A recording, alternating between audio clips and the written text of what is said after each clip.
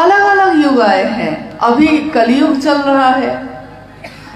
पूरे युग के लिए अगर कोई दिशा और दशा बदलने वाला आता है तो हम उसको कहते हैं युग पुरुष, महामानव।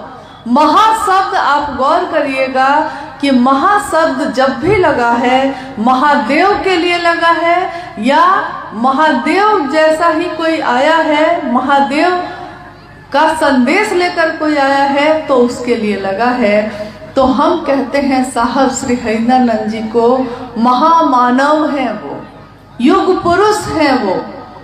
तभी तो हम गीत गाते हैं, स्वागत है हे युग पुरुष तुम्हारा, युग पुरुष तुम्हारा। पूरे युग का जो पुरुष है उसको हम कह रहे हैं स्वागत है हे युग पुरुष तुम्हारा। तुमने जमीन पे शिव गुरु को उतारा, कि हम उनका स्वागत करते हैं, हम उनके लिए कृतज्ञ होते हैं जिन्होंने इस जमीन पे शिव को ही उतार दिया। हम कहानियां पढ़ते हैं, हम कथाएं सुनते हैं। हमने कहानियों में पढ़ा है कि जब माँ गंगा, गंगा नदी को हम कहते हैं माँ गंगा नदी जब इस धरती पे, पृथ्वी पे उतरी थी, उसके पीछे की कहानी है कि एक राजा थे भगीरथ। राजा भगीरथ ने तपस्या की, और तपस्या की किसके लिए? कि उनके पूर्वजों का जो निधन हो गया, मृत्यु को प्राप्त हुए, उनको मुक्ति नहीं मिल पाई, मोक्ष नहीं मिल पाया, यानी ईश्वर के में एक नहीं हो पाए।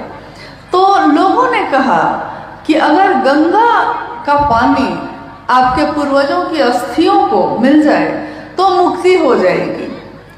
और ये सुनकर राजा भगीरथ ने तपस्या शुरू की। कहानी है कि माँ गंगा प्रसन्न हुई और उन्होंने कहा कि मैं पृथ्वी पर उतरने के लिए तैयार हूँ, लेकिन पृथ्वी, कल्पना करिएगा आप अभी इस बात की कि पृथ्वी यानी धरती मेरे वेग को, मतलब मैं इतनी तेज गति से जो उतरूंगी इस धरती पे, तो ये धरती मेरे वेग को, मेरे प्रवाह को बर्दाश्त नहीं कर पाएगी, तो सारी पृथ्वी ही बह जाएगी। तो मैं उतरना तो चाह रही हूँ, तैयार भी हूँ, लेकिन उतरूं कैसे, क्योंकि पृथ्वी ही बह जाएगी। तब कहानी है कि राजा भगीरथ ने शिव की तपस्या की और निवेदन किया। जब शिव प्रकट हुए तो उनसे निवेदन किया कि ऐसा ऐसा मामला है प्रभु, और माँ गंगा तो उतरने को तैयार है, लेकिन कहती हैं कि मेरा तेज, मेरा प्रवाह धरती बर्दाश्त नहीं कर सकेगी। तो अब मैं क्या करूं? काम तो हुआ है लेकिन पूरा नहीं हुआ, अब क्या करूं? तो महादेव ने कहा कि अरे इतनी सी बात है, और कहानी है, कहानियां प्रतीक होती हैं, कहानियां सच भी होंगी, कहानियां कभी हमें कुछ सिखाती भी हैं। तो कहानी है कि महादेव ने अपनी जटाओं को खोला और गंगा को कहा कि उतरो, जितना वेग है, जितना तेज है, जितना प्रवाह है, उतने तेज के साथ उतरो। और शिव की जटाओं में इतनी तेज वाली गंगा कहाँ समाती चली गई पता ही नहीं चला। गंगा उतरी जा रही है, शिव की जटाओं में समाये जा रही है, और शिव ने फिर अपनी जटाओं को समेट लिया। मामला फिर फंस गया कि गंगा उतरी तो, लेकिन शिव की जटा में उतर गए, और शिव ने फिर से उसको बांध लिया है, यानी पृथ्वी पे तो अभी भी नहीं उतरी। अब फिर भगीरथ जी बैठे और उन्होंने कहा महादेव, अब जटा में ही सारी गंगा है, अब मेरे पूर्वजों का कल्याण कैसे होगा? तो महादेव ने कहा अरे बस इतनी सी बात है। और कहते हैं कि महादेव ने अपनी एक तरफ की जटा थोड़ी सी हटाई, गंगा का पानी पतली धारा के रूप में वहां से निकला, और एकदम उसका सारा तेज शांत, सारा प्रवाह एकदम शांत, सारी गति एकदम सामान्य होकर धरती पे उतर गई। धरती पे उतरी, राजा भगीरथ के पूर्वजों का कल्याण हुआ, मुक्ति और मोक्ष मिला। कहानी है ये। तो आज भी हम कहते हैं कि भगीरथ ने गंगा को जमीन पे उतारा तपस्या से, अपने पूर्वजों का कल्याण किया। लेकिन इस सारी कहानी में हम भूल गए कि इस सारी कहानी में गंगा का इतना तेज महादेव के लिए कोई बहुत मामूली सी बात थी, और उनका रिसाव यानी उनका धरती पे उतरना ये भी महादेव के लिए बहुत आसान बात थी।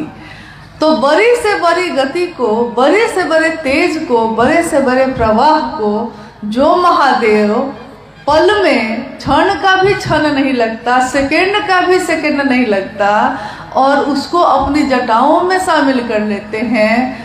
आप कल्पना करिए सिर्फ कि इस धरती पे उस शिव को ही उतारा है साहब हरिंद्रानंद जी ने, तो उस साहब हरिंद्रानंद जी की ऊर्जा क्या होगी, जिसने शिव की शिष्यता को ही जमीन पे उतार दिया है। जमीन पे ही ऐसा वैसा नहीं उतारा, इतना उतारा, इतना उतारा कि आज घर घर में शिव की बात हो रही है। लोग, कोई भी आदमी, अमीर हो, गरीब हो, किसी भी जाति, किसी भी धर्म का हो, शिव को अपना गुरु बना रहा है।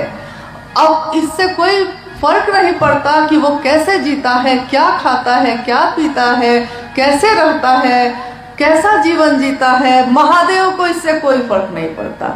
महादेव सबके भाव को ग्रहण करते हैं। कहते हैं महादेव के पास हृदय की हुंडी ही स्वीकार होती है। हृदय की हुंडी मतलब हृदय ही वहाँ स्वीकार किया जाता है। सामान का वहाँ कोई मोल नहीं है।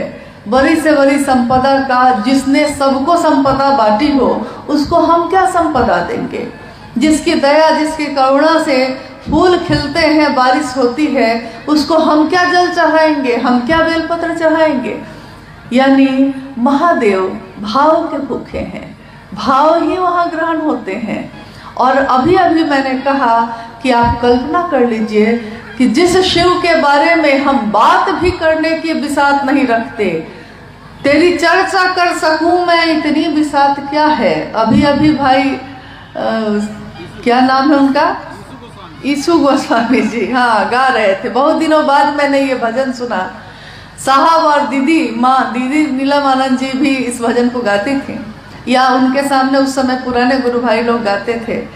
आजकल देखती हूँ कि पुराने भजनों का प्रचलन थोड़ा कम हो गया है, लेकिन जैसे ही ये भजन बजने लगा, साहब और दीदी की सारी स्मृति ऐसे उभर के आई कि लगा जैसे वो बैठे हैं और हम सब उनके सानिध्य में बैठे सुन रहे हैं कि हे महादेव, मैं आपकी चर्चा कर सकूं इतनी बिसात भी मेरी नहीं है, आपको नमन भी कर सकूं इसके योग्य भी हम नहीं हैं, लेकिन तब भी आपकी चर्चा कर रहे हैं, आपको नमन कर रहे हैं। मामूली बात नहीं है ये। तो हम जिस चीज को बहुत मामूली समझते हैं, अरे चर्चा ही न है, चर्चा है कर लेंगे, महोत्सव न है आयोजित कर लेंगे, फटाफट करना है कर लेंगे, कौन सी बड़ी बात है, हम सोचते हैं। लेकिन हम उस समय ये नहीं सोचते कि हम किसकी बात कर रहे हैं। हम उस महादेव की बात कर रहे हैं जिनके बारे में दुनिया ने अनेक नामों से नवाजा है। महादेव को, एकमात्र महादेव को अघोरेश्वर कहा गया, यानी अघोर के भी जो ईश्वर है, अघोर जो कभी घोर नहीं होता, कुछ भी हो जाए वो परम शांत ही रहते हैं। अघोरेश्वर, अघोरों के भी ईश्वर। और अघोरा कहा गया माँ काली को, यानी शिव की शक्ति को। यानी शिव और उनकी शक्ति अघोर है, अघोरा है, बाकी सब है तो घोर है। लेकिन साहब हरिंद्रानंद जी ने लिखा है और उन्होंने अपनी चर्चाओं में भी कहा है कि शिव क्या है, वो आवेश रहित आवेश है। आवेश रहित आवेश, ये पढ़ने पे समझ में नहीं आता है, लगता है कि कोई बहुत बड़ी बात हो रही है, लेकिन इसको समझने के लिए आप ऐसे समझ सकते हैं कि आवेश रहित आवेश का अर्थ ये होता है कि पूरी ताकत है, पूरी ऊर्जा है, यहाँ तक कि जितने भी आवेश यानी कि जितनी भी ताकत, जितनी भी शक्ति, जितनी भी ऊर्जा पैदा होती है वो एकमात्र महादेव के पास से ही पैदा होती है और कहीं से नहीं। जहाँ से सारी धाराएं मिश्रित हुई हैं, जहाँ से सारे आवेश पैदा होते हैं, वो खुद शिव परम शांत अघोर है, अघोरेश्वर है, परम शांत है। लेकिन याद रखना है हम लोगों को, आवेश है, आवेश रहित बन के बैठे हैं। आवेश नहीं है ऐसा नहीं है, सारी चीजें वहीं से निकलती हैं। जैसे आपने देखा होगा कि हमारे घर में बिजली का तार लगा होता है, तो बिजली के तार के ऊपर रबर चढ़ाया रहता है। अगर वो रबर कहीं से कट जाए और आपका हाथ उससे छू जाए तो क्या होगा? इतना तो आप लोग जानते हैं कि क्या होगा, करंट लगेगा। कह रहे हैं भाई कि करंट लगेगा, और ऐसा वैसा नहीं लगेगा। जितना वोल्ट का उसमें रहेगा सप्लाई, उतना वोल्ट का झटका लगेगा। अगर कम है तो हल्का लग के रह जाएगा, लेकिन अगर 440 है तो उसी में चिपक के रह जाते हैं लोग, नहीं। लेकिन उसी आवेश में, उसी ऊर्जा में रबर चढ़ा हुआ है या तांबा का तार से ऊपर से कवर किया हुआ है, तो छोटा बच्चा भी उस तार के ऊपर कूदता है, हाथ से उठा के इधर से उधर रख देता है, फेंक देता है, कोई फर्क नहीं पड़ता। उसको करंट नहीं लग रहा है, लेकिन करंट है उतना ही, 440 वोल्ट है उसमें, लेकिन उसके ऊपर एक परत चढ़ी हुई है जिसके कारण आप उसको छू सकते हैं, आप उसको पकड़ सकते हैं। प्लग उठा के आप प्लग को जिसमें लगाते हैं, जैसे ही प्लग अंदर लगता है उस करंट से उसका संपर्क होता है और पूरे तार में वो करंट आ जाता है। यानी आवेश पूरा का पूरा है वहाँ, लेकिन रबर चढ़ा हुआ है, इसलिए आवेश होते हुए आवेश रहित हैं। महादेव भी वैसे ही हैं।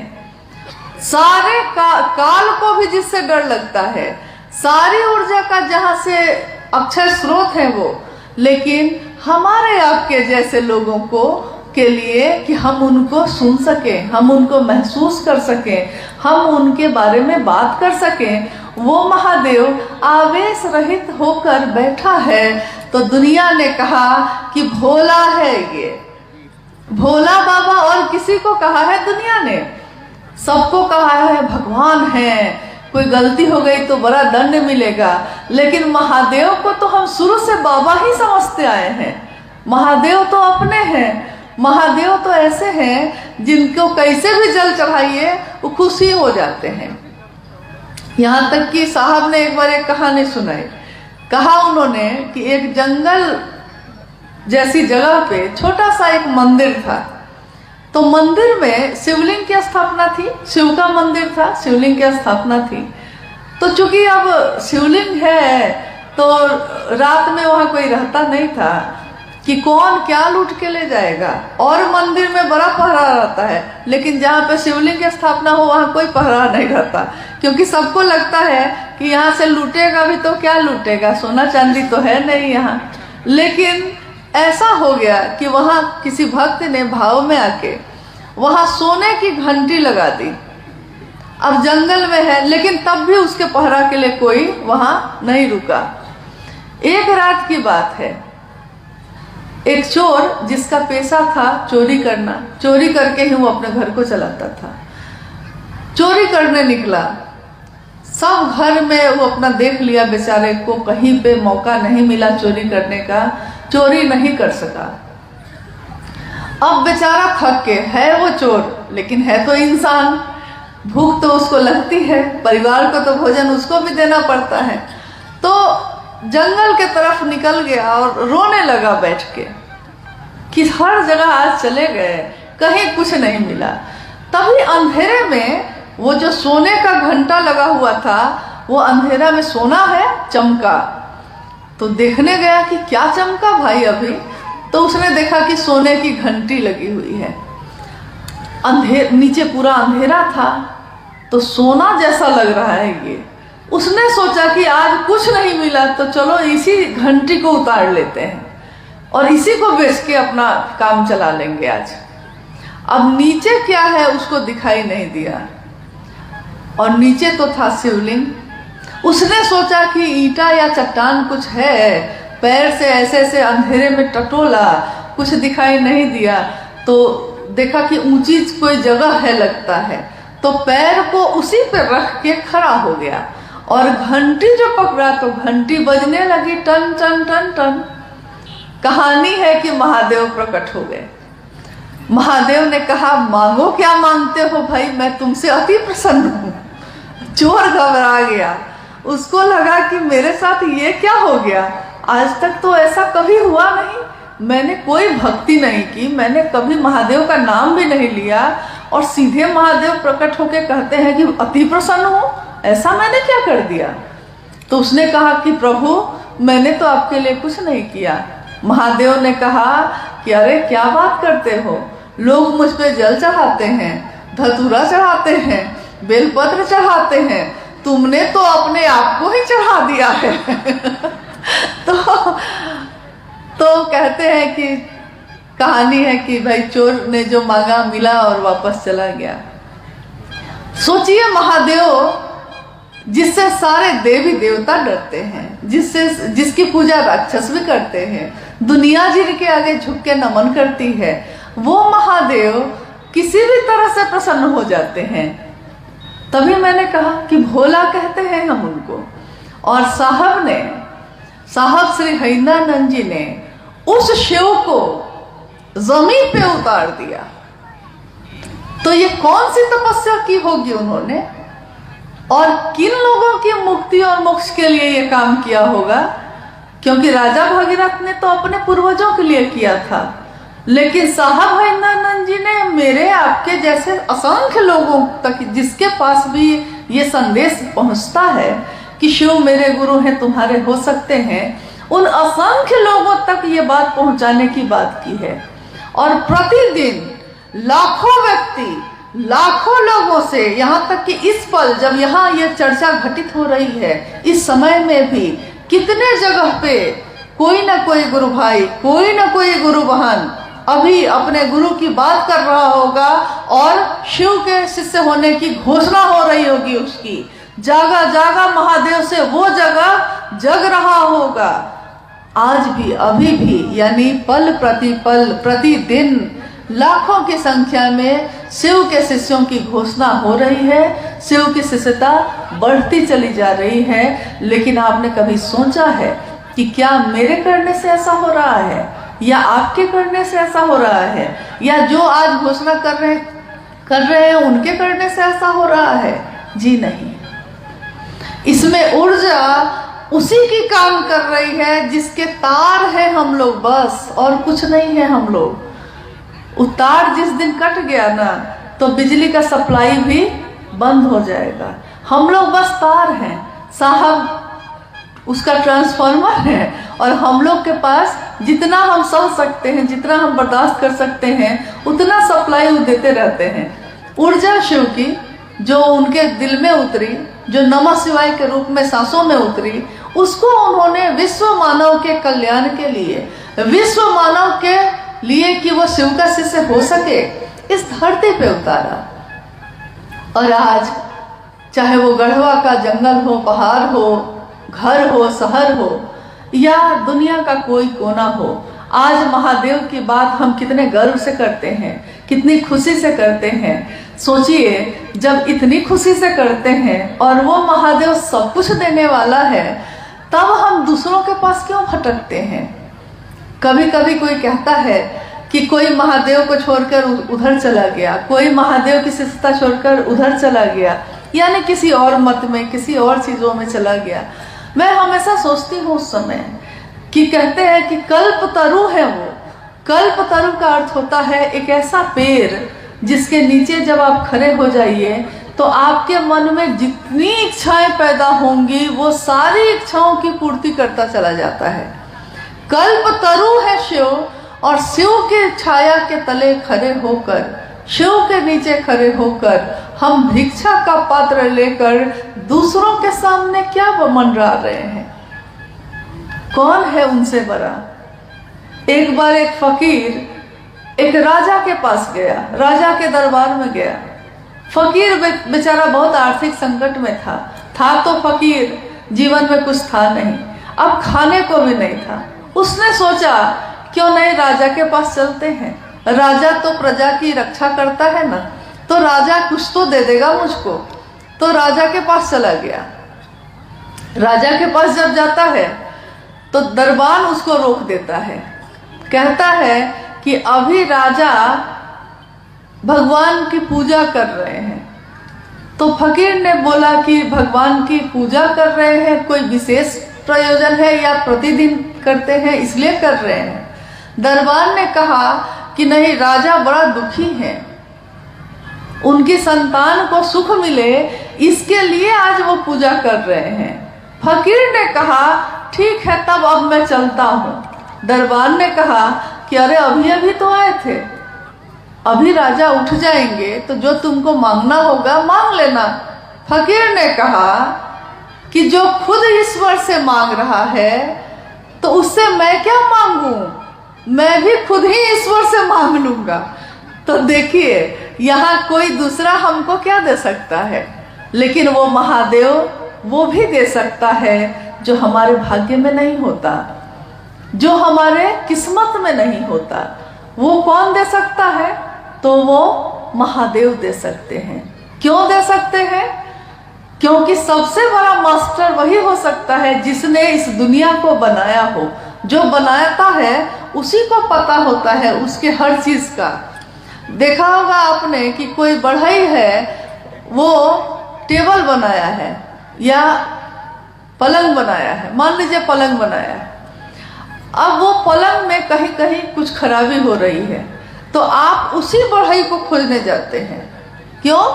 क्योंकि दूसरे बढ़ई को बुलाइएगा तो उसको खोजना पड़ेगा, कौन काटी कहाँ लगा है, कैसे लगा है, कैसे ठोका गया है। लेकिन जिसने बनाया है उसको पूरा का पूरा पता है कि कहाँ बड़ी कांटी लगी है, कहाँ छोटी, कहाँ कौन लकड़ी लगी है, कहाँ कौन तख्ता लगा है, सब पता है उसको। तो सबसे अच्छा वही बना सकता है। महादेव की इच्छा से ये सृष्टि बनी, महादेव की इच्छा से ये दुनिया बनी, तो महादेव से अच्छा कौन जानेगा कि मेरे मन की बीमारी कैसे ठीक होगी? क्योंकि महादेव को मेरे रोम रोम का पता है, हर चीज का पता है। और वो जिनके बारे में कहा जाता है कि करता करे न कर सके, शिव चाहे सो होए, 3 लोक 9 खंड में शिव से बड़ा न कोई। शिव से बड़ा कोई भी नहीं है तीनों लोकों में, 9 खंडों में। तो जो वो चाहते हैं, शिव की इच्छा में ही बल है, जो शिव चाहते हैं वही होता है। तो जब हम शिव के पास खड़े हैं, जब शिव हमारे गुरु हैं, जब वो शिव ही हमको सब कुछ दे सकते हैं जो मेरे लिए जरूरी होगा, तो हम दूसरों के पास क्यों भटक रहे हैं? और इतनी बड़ी विधा दुनिया में जहाँ भी हम लोग जाते हैं, जहाँ भी साहब हरिंद्रानंद जी के इस संदेश को दोहराते हैं, वहाँ के लोग कहते हैं कि इतनी सुंदर बात तो हमने आज तक सुनी नहीं, कितनी अद्भुत बात है, कितनी अच्छी बात है। महादेव मेरे गुरु होंगे, मैं उनका शिष्य होऊंगा। अरे हम लोग को आता ही क्या है? क्योंकि कोई मामूली गुरु के पास भी गए हैं तो वो पात्रता खोजते हैं, योग्यता खोजते हैं, कहते हैं कि तुम मंत्रों का जप कर सकोगे ना, तुम साधना उपासना कर सकोगे, तब मेरे पास बैठो। तुम किस कुल के हो, तुम किस जाति के हो, तुम किस धर्म के हो, तुम ब्रह्मचारी हो कि तुम शाकाहारी हो। इतनी शर्तें हैं, इतने बंधन हैं, इतनी वर्जनाएं हैं कि जाते जाते लोग थक गए और हर जगह कुछ विशेष लोगों को ही वो शिष्य बनाते हैं, हर व्यक्ति शिष्य नहीं बन पाता। लेकिन साहब हरिंद्रानंद जी ने एक ऐसी विधा दी जिसमें उन्होंने कहा कि हर व्यक्ति परमात्मा पथ का अधिकारी है। हर व्यक्ति, न कोई छोटा है न कोई बड़ा है, समान है। जो 30 साल पहले शिव का शिष्य बना था सो, जो आज का आज अभी अभी बना है वो, उन दोनों में कोई अंतर साहब हरिंदरानंद जी ने नहीं माना। उन्होंने कहा कि रेगिस्तान में भी, राजस्थान के रेगिस्तान में जहाँ बालू ही बालू है, एक घर यहाँ है तो दूसरा घर यहाँ है, पूरे रेगिस्तान में कहीं साध्वल भूमि नहीं है। साध्वल का अर्थ होता है जहाँ पे हरियाली हो, पानी हो, तो कहीं कहीं एकदम बंजर है, रेगिस्तान है, और उसके बीच में कोई एक साध्वल भूमि है जहाँ पानी पीने को मिल जाता है। वैसी जगहों पे भी साहब कहते हैं कि राजस्थान के मरुस्थल में भी किसी ने अगर अभी अभी अपने नाम की घोषणा की है, वो भी मेरे कलेजे का टुकड़ा है। इसलिए हम लोग को ये भ्रम नहीं होना चाहिए कि कोई विशेष ही होगा जो उनके कलेजे का टुकड़ा होगा, ऐसा नहीं है। जिसने भी साहब के विचारों को अपनाया है, जिसने भी शिव के इस संदेश को अपने जीवन में उतारा है, शिव उसके गुरु हुए हैं, और साहब हरिंदरानंद जी का आशीर्वाद, उनका साथ, माँ नीलमानंद जी की ममता उसके साथ चल रही है। अगर नहीं चल रही होती तो हमारे आपके में ऐसी तो कोई बात नहीं है। नहीं कहते हैं ये तो कर्म है उनका, वरना मुझ में तो ऐसी बात नहीं, मुझ में ऐसी बात नहीं है कुछ भी कि हमसे कोई मिलता या आपसे कोई मिलता। क्यों आपके मुंह से शिव की वाणी निकलती है, शिव की ऊर्जा काम करती है, लेकिन इस वाणी के निकलने का मूल कारण इस धरती पे कौन है? वो शिव के शिष्य हरिंदरानंद जी ही हैं। धरती को हमेशा याद रखना होगा कि किसके कारण ये शिव मेरे गुरु हुए, क्योंकि आज तक तो वो शिव थे, लेकिन उस शिव से मिलने की तकनीक हमको मालूम नहीं थी, तरीका मालूम नहीं था। साहब ने कहा कि बस अपने पास, तुम्हारे पास जो ये तुम्हारा मन है, इस मन से ही शिव को पुकारो। कहो कि हे शिव, आप मेरे गुरु हैं, मैं आपका शिष्य हूँ, मुझ शिष्य पर दया कर दीजिए। देखिए हमसे भूल क्या होती है, हम पुकारते हैं शिव को, कहते हैं हे शिव आप मेरे गुरु हैं, मैं आपका शिष्य हूँ, मुझ शिष्य पर दया करिए, लेकिन कहते हैं ये और सोचते हैं दूसरी बात। सोचते हैं कि पेट का दर्द ठीक हो जाता, बीमारी ठीक हो जाती, नौकरी मिल जाती, बिजनेस ठीक हो जाता। कहते हैं कि कोई शर्त होती नहीं प्यार में, कोई शर्त होती नहीं प्यार में, मगर प्यार शर्तों पे तुमने किया। नजर में सितारे जो चमके जरा, बुझाने लगे आरती का दिया। मतलब थोड़ा सा सुख जाओ जैसे ही आया तो महादेव को छोड़ दिया, आरती का दिया ही बुझाने लगे। नहीं, और कोई शर्त प्रेम में रखता है कोई? अपने बेटा से कोई शर्त रखा है आपने कभी कि हम तुमको प्रेम करते हैं, लेकिन शर्त है कि तुम मेरी सेवा करोगे तभी हम तुम्हारा लालन पालन करेंगे? मैंने कभी अपने बेटे बेटी से ये शर्त नहीं रखी। मैंने अपने भाई से ये कभी नहीं कहा कि भाई तुम हमेशा मुझको प्रेम से बोलोगे तभी मैं तुमको राखी बांधने आऊंगी, अगर किसी दिन मुझसे झगड़ा किया तो नहीं बांधूंगी। ऐसा किसी बहन ने अपने भाई से किया है?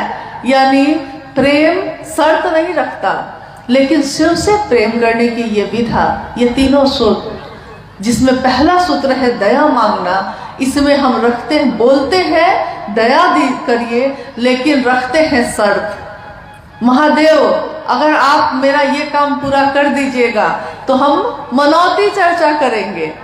करते हैं कि नहीं? क्यों? जबकि आप ये कह सकते हैं कि महादेव मेरे पास कुछ भी अच्छा होगा हम आप ही का नाम लेंगे, लेकिन काम आप वही कर रहे हैं, लेकिन बोलने का तरीका बदला कि नहीं?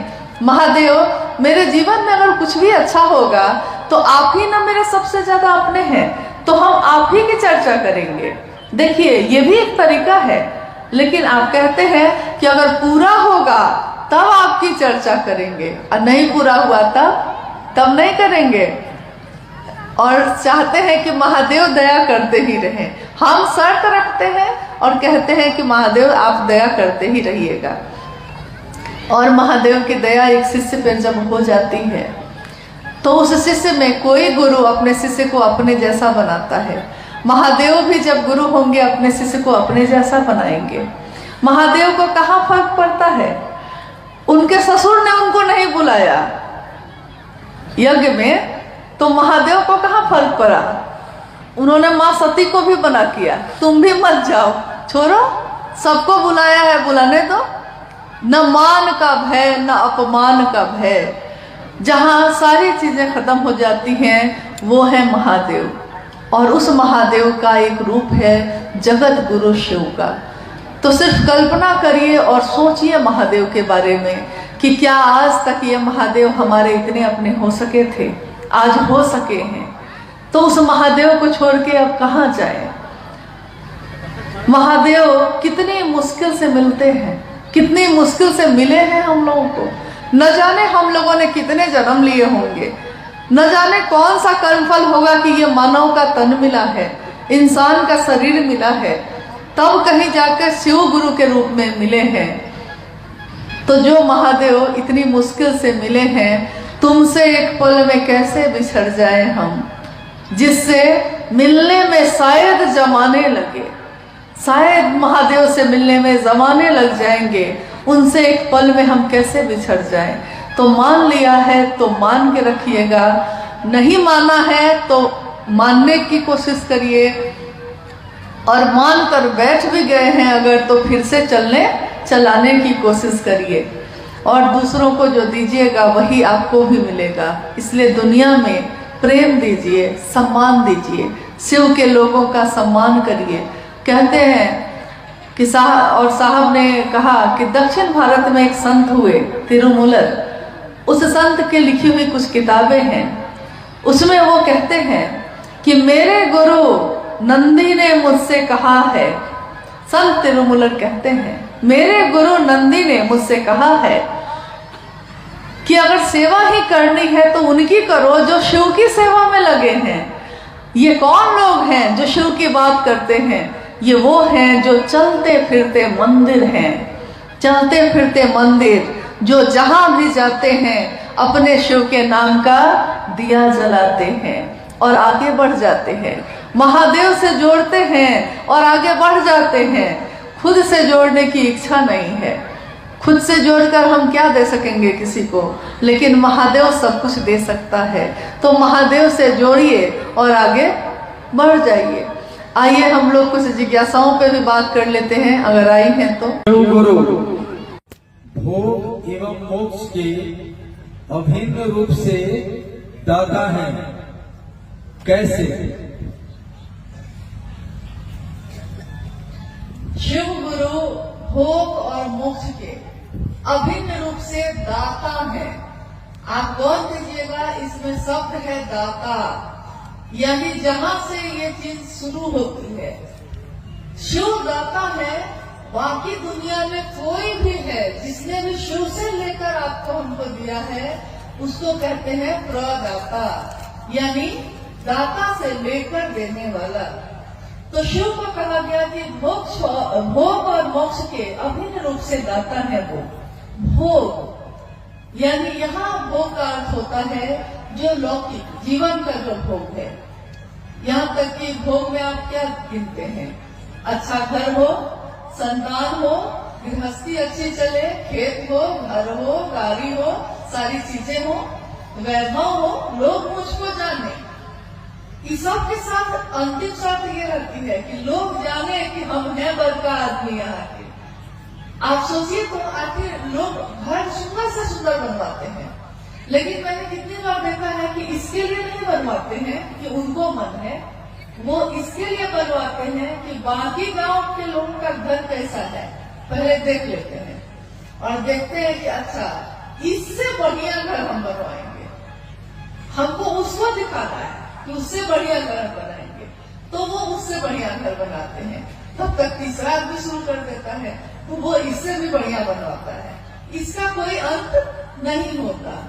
तो वो यानी कि सारी चीजों का एक दिन अगर कोई वैराग्य किसी के मन में पैदा हो जाए तो वो सब चीजों का त्याग कर देता है, अपना घर गृहस्थी भी छोड़ देता है, अपना वैभव भी छोड़ देता है, साधु का वेश पहन के रास्ते पे निकल जाता है, किसी आश्रम में चला जाता है।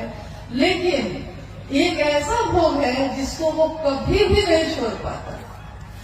वो कौन सा भोग है? सम्मान का, सम्मान नहीं छोड़ पाता वो। आपने सुना होगा कि परशुराम जो शिव के शिष्य हुए वो भी, तो परशुराम जी किसी के लिए विख्यात थे कि प्रणाम नहीं किया तो श्राप दे देते थे सीधे। ऐसे कितने ऋषि कुल में भी लोग हुए, सम्मान नहीं छोड़ पाए। किसी ने प्रणाम नहीं किया तो आप इतने काम में आए, किसी ने कुर्सी नहीं दी तो कहा इतने ही तो मेरा अपमान हो गया। आप कुर्सी की बात करती हैं। एक बार उस समय संयोजक पद हुआ करते थे गुरु भाई गुरुमानों के बीच, तो बिहार से कुछ गुरु भाई लोग साहब के पास आए हुए थे। साहब उस समय पटना में रहते थे, तो घर में छोटी सी जगह थी, घर में चाय बन रही थी। अंदर सबके लिए साहब ने कहा सबके लिए चाय बनवा दो, तो चाय बनी, चाय सबको दी गई। गलती से एक आदमी जो संयोजक थे गलती से छूट गए। अब मान लीजिए आप लोग सब बैठे हैं, मैं चाय लेके जाऊं और कोई एक आदमी तो गलती से छूट सकता है ना, तो अगर छूट गया है तो हम लोग मांग लेते हैं, अरे भैया हम छूट गए, हमको दे दीजिए। लेकिन उस गुरु भाई ने मांगा नहीं। मांगेंगे कैसे? मांग लिए तो अपमान हो जाएगा। साहब के यहाँ बैठे हैं, चाय सबको मिल गई, गलती से छूट गए। उस समय वो कुछ नहीं बोले, लेकिन अपने घर लौटकर जब गए तो उन्होंने साहब के नाम एक लंबी सी चिट्ठी लिखी और उस चिट्ठी में उन्होंने कहा कि आपके घर में मेरा बहुत अपमान हुआ। मेरे सामने सबको चाय दी गई और मुझको सिर्फ छोड़ा गया, तो मैं आज से संयोजक का पद छोड़ता हूँ। साहब बड़ा हंसे। उन्होंने कहा कि बताओ, महादेव की बात करने वाले का मन इससे एक चाय की प्याली से टूट गया। मतलब छोटी सी बात पे बरसों के याद आने गए। नहीं, छोटी बात पे ही बरसों से दोस्त यार हैं, मामूली सी बात होती है, उसी में जो दिन रात एक साथ खाते पीते थे मुंह फुला के बैठ जाते हैं। तो भोग की बात मैं कह रही थी कि भोग यानी सम्मान सबसे बड़ा भोग है। आप बताइए कि और चीजें आपके पास है या नहीं है, ये नहीं पूछ रहे हैं, लेकिन सम्मान है कि नहीं। कहीं भी आप महादेव की बात लेकर जाते हैं तो कोई आपसे घृणा करता है क्या? आपका अपमान करता है, कुर्सी देता है बैठने को। यहाँ तक कि अगर गुरु बाहर चले जाए तो घर के अंदर भी अनजान लोग भी अपने घर के अंदर बैठा लेते हैं कि महिला है, घर के अंदर बैठा लेते हैं, आपसे की चर्चा कर लेते हैं। गुरु भाई कहीं जाते हैं तो दरवाजे पे गांव के लोग जुट जाते हैं, अरे इनको चाय पिलाओ, कितना सुंदर बात कर रहे हैं, महादेव की बात कर रहे हैं, तो चाय पिलाओ, खाना खा के जाइए भाई जी।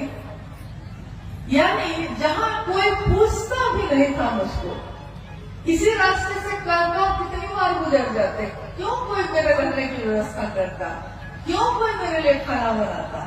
लेकिन इससे बड़ा भोग और क्या होगा इस धरती पे? सम्मान। गुरु भोग देते हैं, गुरु के नाम पे शिष्यों को सम्मान मिलता है।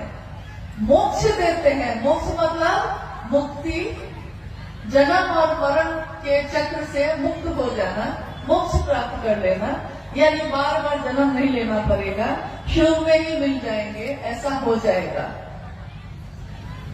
महादेव वो भी दे देते हैं।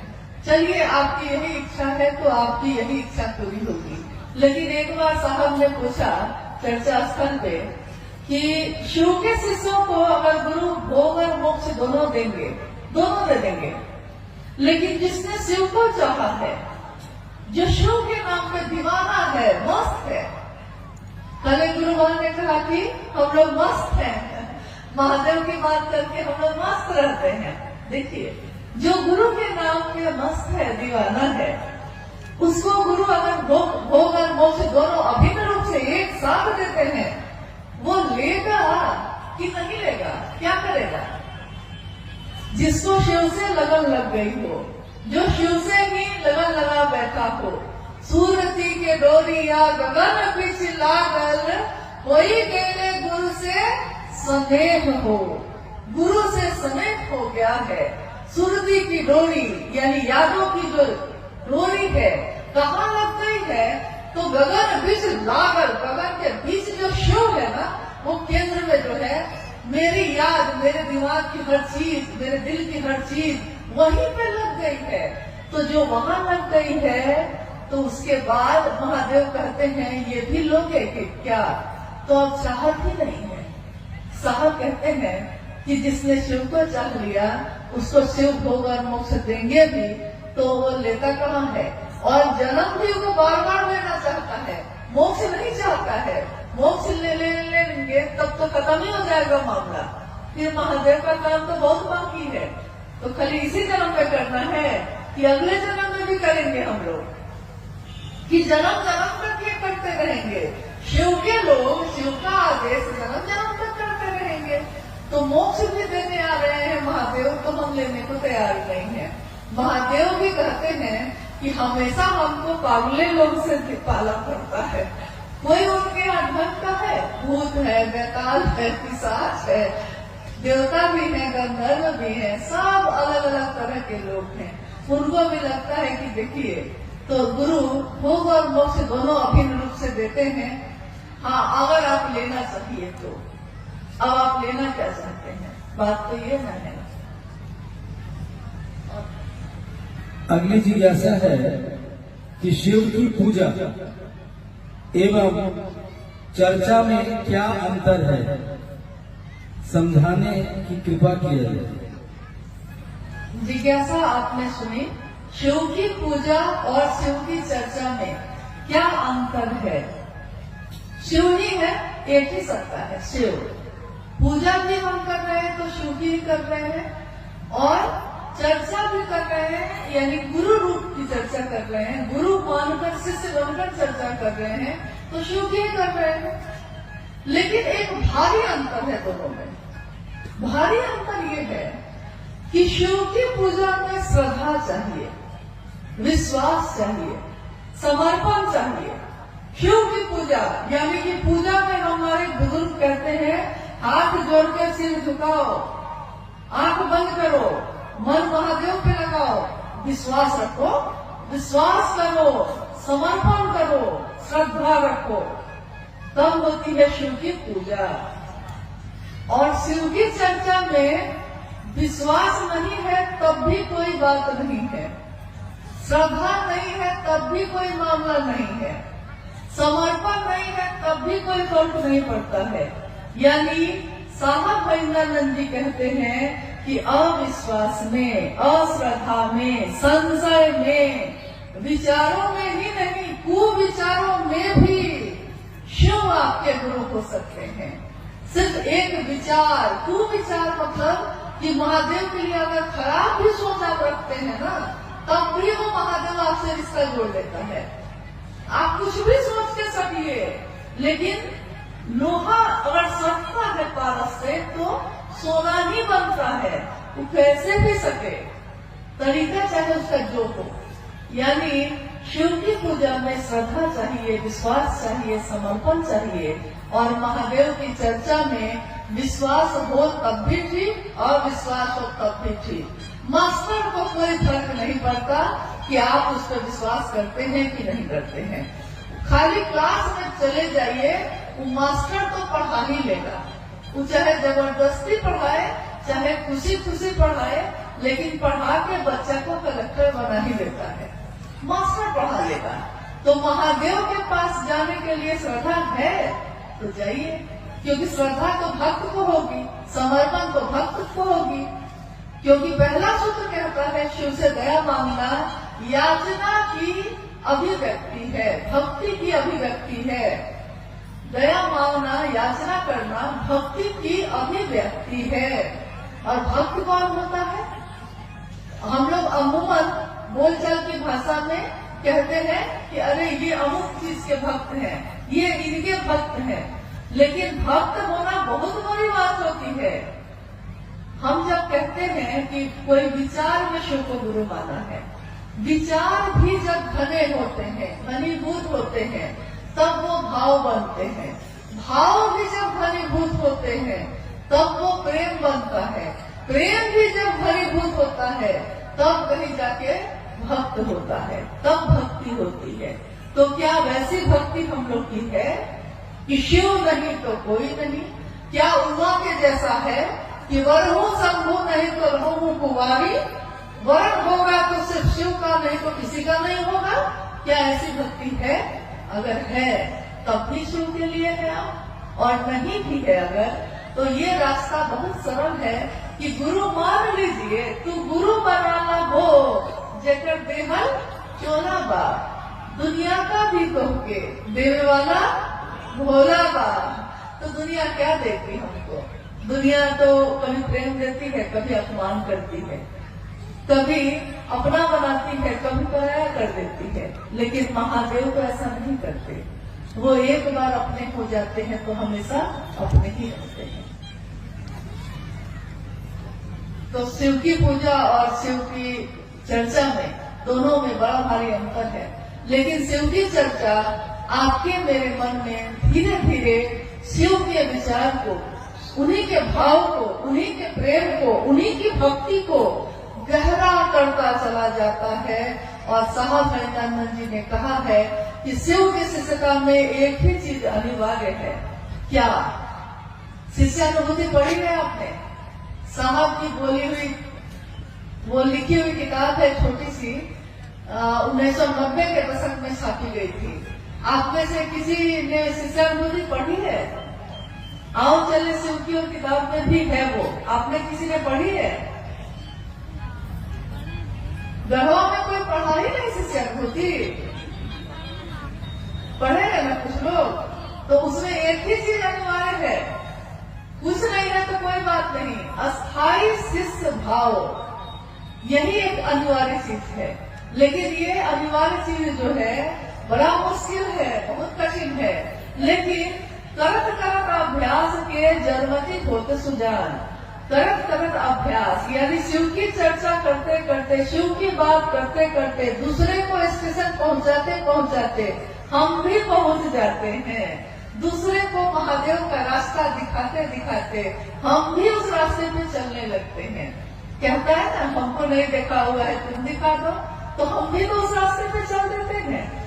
तो शिव की चर्चा करते करते हमारा मन धीरे धीरे धीरे धीरे शिव के लिए अस्थायी भाव से आने लगता है।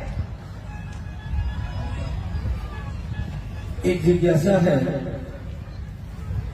शिव गुरु को मानते हैं, उनसे दया भी मांगते हैं, नमन भी करते हैं, पर चर्चा नहीं कर पाते हैं, तो शिव मेरे गुरु नहीं होंगे क्या?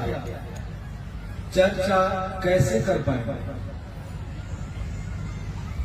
दया मांग पाते हैं, नमन कर पाते हैं, लेकिन शिव की चर्चा नहीं कर पाते। शिव से दया मांगना, अगर आपने पहला सूत्र ठीक से कर लिया है तो ये हो ही नहीं सकता है कि आप चुप बैठिएगा, क्योंकि उसके बाद तो आप जो बोलना शुरू करते हैं। जो लोग मूक थे, मौन थे, अपने घरों में बंद थे, उन लोगों ने जब शिव को गुरु बनाया तो ऐसा बोलना शुरू किया कि सामने वाला जब मिलता है तो घबरा जाता है, कहता है पहले ही कि हाँ हाँ हो गया, अब इससे ज्यादा मत बोलिए, हम मानने को तैयार हैं, शिव मेरे गुरु हैं। वो इतना बोलेगा कि महादेव को गुरु बनाए भैया, बनाए, कि लास्ट में वो कह देता है कि हाँ भैया अब मत बोलिए, अब थक गए, थक के वो कहता है कि इससे बढ़िया है कि मांगिए लेते हैं, तो मांग लेता है वो। यानी कि तब भी आप चुप नहीं होते। शिव का ध्यान, शिव का भाव दिल में थोड़ा जागे, दिल में थोड़ा जागेगा तो मुंह से तो अपने आप ही निकलता है। ये शास्त्र से बोली हुई बात है, ये शिव गुरु का मंच है। बोलिए, आपने कभी किसी को, विद्वान, बड़े बड़े विद्वान को आके यहाँ बोलते सुना है? कभी नहीं सुना होगा। हमारे गुरुवान ही बोलते हैं, वही भजन गाते हैं, वही चर्चा करते हैं, वही संचालन करते हैं। यानी शिव शिष्यों की ये दुनिया, हाय रे ये दुनिया, हरिंदर की दुनिया, एक हरिंदर निहाल सारी दुनिया। कैसी दुनिया उन्होंने बनाई है, जिसमें कोई शास्त्र नहीं पढ़ा हमने, कोई किताबें नहीं पढ़ी हैं, कितने लोग तो अनपढ़ हैं, दुनिया जिसको कहती है गंवार वो भी है, लेकिन जब महादेव की बात करना शुरू करते हैं तो लोग ठहर के सुनते हैं कि कौन बोल रहा है ये, भैया ये कहाँ से सीखा आपने, वो कहता है, पूछता है। और भैया या दीदी कहती हैं कि भाई ये तो भैया साहब महेंद्रनाथ जी का बात है जो हम कह रहे थे। तो उसने कहा कि क्या एक एक लाइन उन्होंने कही है? तो नहीं, उन्होंने सिर्फ इतना नहीं कहा था कि महादेव को अपना गुरु बनाना, लेकिन जब अपना बना लिए है ना तो हृदय में भाव अपने आप ही जगता है और मुंह से आवाज भी, शब्द भी, वाक्य भी अपने आप ही निकलने लगते हैं। यानी कि महादेव का ध्यान थोड़ा सा हो जाए, थोड़ा सा भाव हृदय में जग जाए तो चर्चा तो आप खुद ही करने लगते हैं, फिर आप रुकिएगा ही नहीं। इसलिए महादेव से दया जो आप कह रहे हैं कि हम मांगते हैं, उसको सचमुच में मांगिए। इसके लिए मांगिए कि महादेव आपका काम मुझसे हो सके, इसके लिए मांगिए। बाकी तो उनकी दया से ही सब कुछ हो जाता है। आप खुद सोचिए, साहब के जीवन में अभी आपने थोड़ी देर पहले सुना, शिव की शिष्यता की पृष्ठभूमि, व्याप्ति, प्रयोजन, यानी साहब के जीवन की घटनाओं के बारे में आपने सुना। साहब के जीवन में 1974 में उन्होंने शिव को गुरु माना, 1975 में नमः शिवाय मंत्र आया, 1986 में आकाशवाणी हुई थी जिसमें आवाज आई कि तुम जो करते हो दूसरे को करने को नहीं कहते। और उसके बाद, इस घटना के बाद से साहब दूसरों से भी कहने लगे। हालांकि 1982 से उन्होंने शिव की बात शुरू कर दी थी, लेकिन 1986 के बाद से ये बात बहुत रफ्तार से होने लगी। लेकिन पहला सूत्र क्या है? क्योंकि कहा जाता है कि गुरु का आदेश शिष्य के जीवन का आधार होता है, तो इस तरीके से तो आकाशवाणी जो हुई थी, गुरु का आदेश तो वही था, पहला सूत्र तो वही होना चाहिए था। लेकिन पहला सूत्र क्या हुआ? शिव से दया मांगना। यानी शिव से दया मांगना। साहब ने कहा कि मैंने अपने जीवन की घटनाओं से ये समझा है कि ये नमः शिवाय का आना और जाना ये भी शिव की दया है। ये आकाशवाणी का मुझको प्रेरित करना महादेव के काम को करने का, ये भी महादेव की दया है। मेरे मन में इस श्लोक का गूंजना कि गुरु र ब्रह्मा गुरु र विष्णु गुरु र देवो महेश्वर गुरु साक्षात पर ब्रह्म तस्मै श्री गुरुवे नमः। और मेरे मन में गुरु भगवान होते हैं तो भगवान गुरु क्यों नहीं है, भगवान को ही गुरु मान लिया। ये प्रेरणा मेरे मन में भरने वाले शिव की दया है। उस प्रेरणा के बाद मैंने शिव को गुरु मानने के बाद अपनी पत्नी से कहा, उसके बाद दुनिया के लोगों से कहा, नमः शिवाय आया, आकाशवाणी आई, दुनिया में लोग, कुछ लोग 12 लोग 13 लोग पहले शिव के शिष्य बने, फिर उसके बाद सैकड़ों लोग बने, हजारों बने, लाखों बने। आज शिव शिष्यों की संख्या करोड़ों में है। यहाँ तक कि लोग कहते हैं कि गणना हो सकती है क्या? तो हम लोग कहते हैं कि यह असंभव है। क्यों? क्योंकि जैसे ही गणना शुरू करिएगा, इधर से शुरू कीजिएगा कि तब तक तो दूसरा लॉट जारी है। मतलब अभी 5 आदमी का किया है तो 10 आदमी तो और घोषणा होकर रेडी है। कितनी की गणना करिएगा, कितनी की गिनती करिएगा? तो देखिए, गणना नहीं हो सकती, इतने शिव के शिष्य हैं। किसके कारण हुआ? तो पहले सूत्र में साहब ने कहा कि शिव की दया के बिना यहाँ कुछ भी नहीं हो सकता, यहाँ करने जैसा कुछ भी नहीं है। मात्र महादेव की दया ही करने लायक है।